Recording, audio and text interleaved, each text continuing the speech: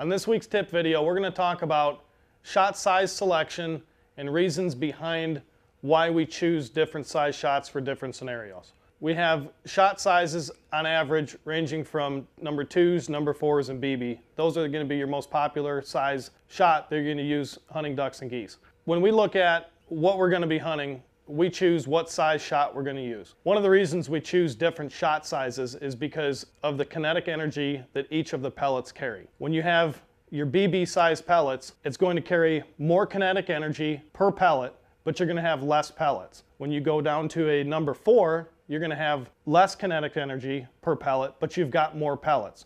So when you're hunting in a situation like out of a layout boat, or you've got smaller birds or they're moving fast, we want to use a shot size like a number 4. It doesn't have the kinetic energy, but you have more shot in your pattern. It fills around the edges a lot more. So if you're off just a little bit and that duck is actually ending up on an edge of your shot pattern, you have more of a chance of being able to hit a vital area. When we hunt geese, you have a bigger bird, you need more kinetic energy behind your shot because their skin is denser, they have their down. It takes a lot more to penetrate and to make a clean kill on that bird. So we use the BBs. In the middle, you've got your number 2s. Mallards in a cornfield, we use number 2s. You're sacrificing the amount of kinetic energy you have, but typically those shots are going to be a little bit closer. So you can go to a number 2 shot and you kind of have the best of both worlds. You're sacrificing a little bit of the kinetic energy, but you're also gaining a lot more pellets in that shot shell.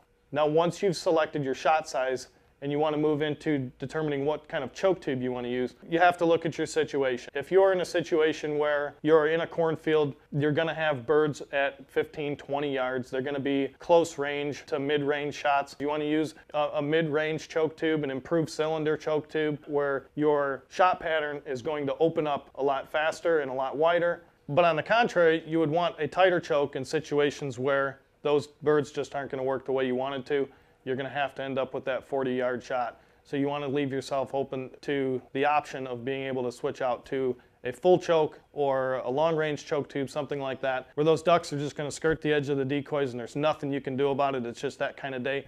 We've all been there where no matter what you do with the decoys, no matter what you do with the wind and the blinds and the calling and everything else, you're going to have those days where those 40-yard shots are just going to be necessary, and you might want to switch out to a full choke or an extended range choke tube, something like that, that's going to give you the advantage of being able to carry that tighter pattern out just a little bit further. These tips are just personal preference. Remember to look at your situation and take into consideration your shot size, your choke tube selection.